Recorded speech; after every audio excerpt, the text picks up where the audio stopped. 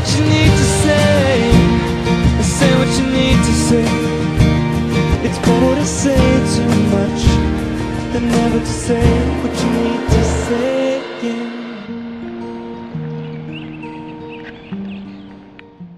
Hello my internet friends, it's another Wednesday, another walk and talk. It's another slightly windy Wednesday, birds are singing, good day out. Unlike last week, you guys pretty much saw from the intro, so we're back to the original intro now. Not a lot of news this week. We have a new tenant in the Box of Awesome, and that's pretty much it. So we're gonna go ahead and jump straight into your answers for last week's question. Last week's question being, who was your first ever hero and why? Sean Sabotage actually sent a video response answer, and he said, for my hero was Heroes, I did I watched a show.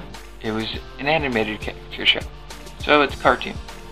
But my hero was Ed. If you know the show, it's Edda and Eddie. Why? Because I don't want to be like stupid, but like how funny he is, and like he can like make anyone laugh and all that, and he's just fun to be around. So right there is my favorite character.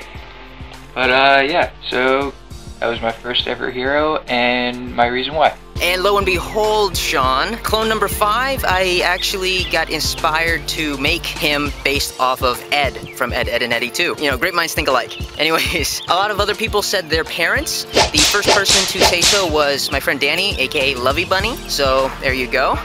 And Benny Nen actually said Ash from Pokemon, and I knew someone was gonna say that. And the last one is Brian Dude at Home, who said Michael Jordan, and I couldn't agree more because growing up I actually looked up to him a little bit myself. So one of you 4 will be in the Box of Awesome for the next 7 days. Let's go ahead and get to your questions. The first question comes from the Ghost of Sabotage, and he asked, if someone invented a robot that can do anything and everything for you, but they needed someone to test it, would you be the tester? Honestly, I'd be kind of iffy about that, because a robot that can do all that, I'd be afraid he'd become self-aware and just decided to attack me. You know, just like, what movie was that? I don't remember the movie. But yeah, like all of a sudden one day I'm just like, hey, be my cameraman for this. And he'll be like, does not compute, must destroy, and then just rips my heart out or something. I don't know. If I were guaranteed that that wouldn't happen, sure, why not? Unless I'd have that guarantee, I'd probably say no. A robot that smart would probably just straight up attack me.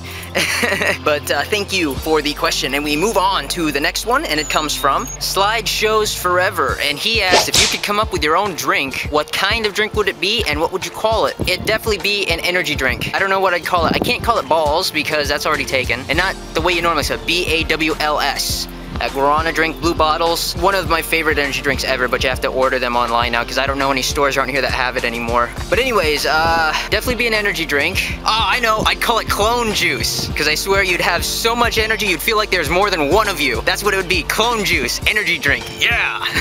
Yeah, that'd be it. Although that kind of sounds, in a different context, it kind of sounds wrong, but whatever. That'd probably be it. I can't think of any cool names because I'm just not that cool.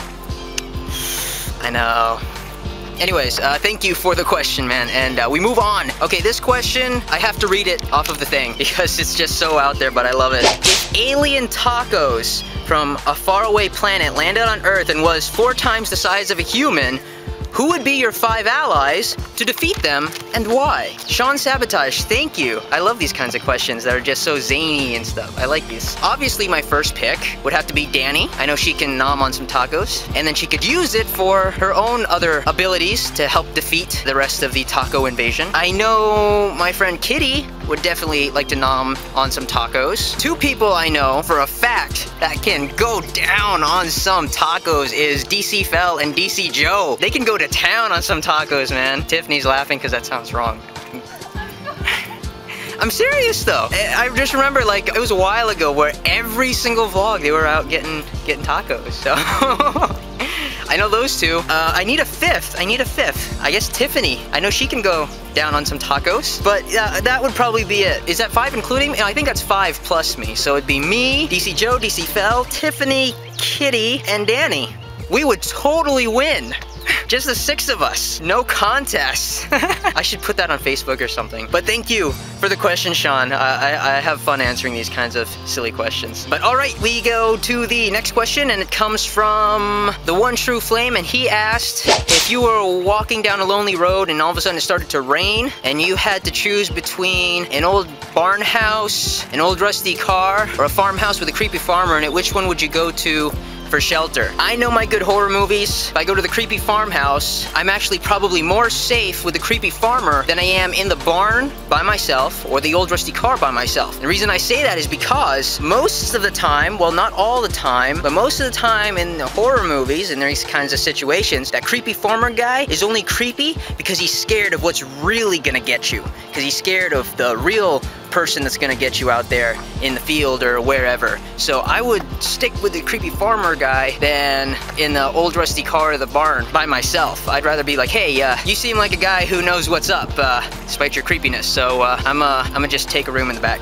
And at least with the farmer, you can keep an eye on him, you know. But thank you for the question, and we move on to the next one, and it comes from my friend Danny, aka Lovey Bunny, and she asks, what first got you into filming and why? Well, if you mean filming in general, like the vlogs, or just filming skits and movies and things, there's 2 different answers. For the vlogs, you being one of them, and all of my other friends from PlayStation and online, because you guys are like my extended family, and I started vlogging because I want to show you guys my life and get into our lives and feel like you're a part of it. That's one of the main reasons I started vlogging. But when it comes to filming, like skits and short movies and things, I got into that because from a young age, I always wanted to be in film. I always thought the creative aspect of writing a script, going from something that's on a paper to film and getting people to star in it, I thought that was so cool. So I always wanted to get into it. And people like Kevin Smith, Steven Spielberg, J.J. Abrams actually been doing really, really good for himself too. All these directors that I see, they're doing these spectacular work, and I'm like, I want to do that. So I guess, you know, seeing others and being inspired by them to do that sort of thing is what got me to do it and pushed me to really go for it, especially with this vlogging stuff. So yeah, there you go. And thank you, Danny, for the question. We move on to the next one, and it comes from Joe Vlogs TV, and he asked a very simple question this week. Apple or Android? Definitely Android. And the only reason I say that honestly is because I've toyed around with an iPad and an iPod Touch. I haven't really even held an iPhone yet, so I haven't really had much experience with Apple products, except for when I take my occasional Dailybooth photo at Best Buy. But mainly, I would have to go Android, because that is the operating system on my phone that I use, and I've seen their tablets. They run really well, the tablets. The new tablets really don't have much on the iPad 2, I don't think, but I'd still have to go with Android. But thank you, Joe, for the question this week, and the next one comes from Benny Nen, and he asked, what inspired you to become a director? I feel like I've answered this before.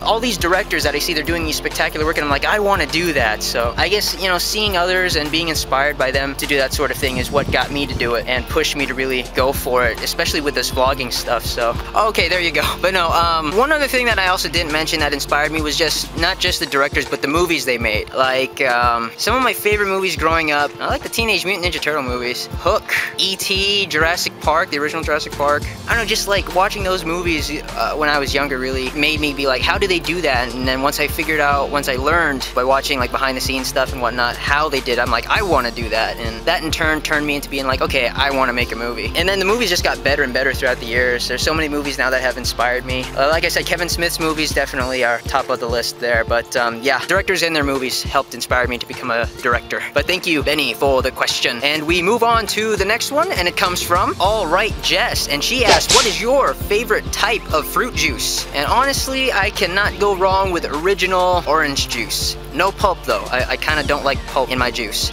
But orange juice, I can never go wrong with it. I love orange juice. But yeah, there you go. Thank you very much, Jess, for the question this week. And the next one comes from Brian Dude at Home, and he asked, what are those pictures on the fridge? Because last week, I was at home doing the walk and talk. You must have noticed the things on the fridge. Well, tell you what, Brian, I'll just show you. And yes, I actually recorded this a different day, so forgive me if I'm wearing something else. My hair looks different. But anyways, here's what's on the fridge. A lot of these actually aren't pictures, they're just magnets. My mom loves collecting magnets. Everywhere we travel, she has to get a magnet while we're there. So it's kind of like showing of all the places we've been. There's Walt Disney World, of course we got one for Pensacola, New Orleans, New Jersey, SeaWorld, that's in Orlando I think. Texas, that's when I went to pick up Tiffany, or yeah, I went to get Tiffany when she moved here. Panama City, Las Vegas, Epcot, Waikiki, Hawaii, Palm Springs, New York, Hoover Dam, Charlotte, North Carolina, Atlanta, Magic Kingdom, Nevada, Baltimore, Maryland, Washington, D.C., New York. And then there are some pictures here, it's like some family. There's my mom, there's my brother when he was a little younger, when they went to Disney World, my stepsisters. So, yeah, that's basically what's on our fridge. So there you go, Brian. And there you go. So thank you very much for the question, Brian. I know I had to do a little zipping over to the house to show you guys and stuff, but whatever. The next question comes from Red Monsterification, and he asks, what is your favorite unsolved mystery? I don't know if it's an unsolved mystery. I believe it is. Yeah, it's an unsolved mystery. Jack the Ripper. When I first heard about it in school, they didn't teach it to us. I just heard about it from other people. Thought it was fake, looked it up. It's like, oh wow.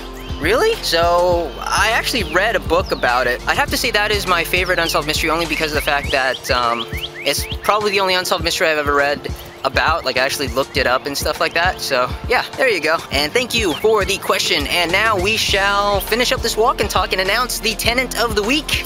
Let's go. Okay, this week's new tenant of the week is Lovey Bunny. So Danny, congratulations, you are in the Box of Awesome for the next 7 days. Enjoy your stay, be nice to the neighbors. And if you would like to see yourself in the Box of Awesome for 7 days as well, all you have to do is answer the question of the week. This week's question is, what is one event that happened in your life that changed your perspective on everything? Now that's a pretty serious question. I'm kind of basing it off of what recently happened in Japan, but that's it. Name one event that happened in your life that changed your perspective of your life. Put your answer in the comment section below, or make it a video response if you feel fancy like that. And please, guys and gals, don't forget to leave your questions for next week's Walk and Talk. Other than that, there's really no news that I have for you this week that's new. Obviously, all of you know about what happened in Japan late last week with the earthquake and the tsunamis, and I know it's just crazy. I did want to say one thing though. I just wanted to put my opinion out there really quick. I know I did in the vlog, but I just wanted to add this. I'm actually kind of upset with some people here in the States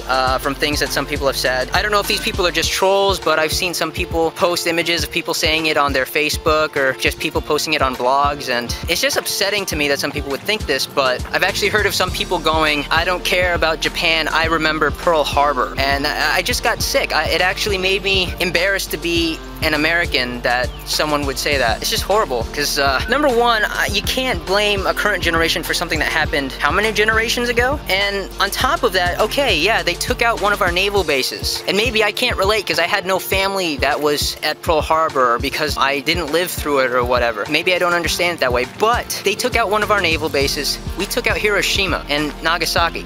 So I think they've pretty much paid well enough. So to hear people say, oh, I remember Pearl Harbor, just ignorant people, it pisses me off. That's what I wanted to say. And to anybody that thinks that, if any of you guys are watching that and that's what you're thinking, oh, I remember Pearl Harbor, screw these people, unsubscribe from me, because I don't want to be associated with you in any way, and I'm saying that right now. If that's the way you feel about the situation, I don't want to be affiliated with you in any way, shape, or form. And it's people like you that say things like that are just so ignorant, that keeps us as a race, as human beings, from stepping forward in our generation and in, you know, moving forward with regards to creating a better world. It's people like you that really stop us from taking that step. So shame on you, really, shame on you. But to all of my other subscribers, sorry for the rant. That's just something I had to say. It just pissed me off, I'm sorry. But other than that, I still want to send my most heartfelt wishes and thoughts to the people of Japan and anyone else that was affected by this tsunami, and I hope things,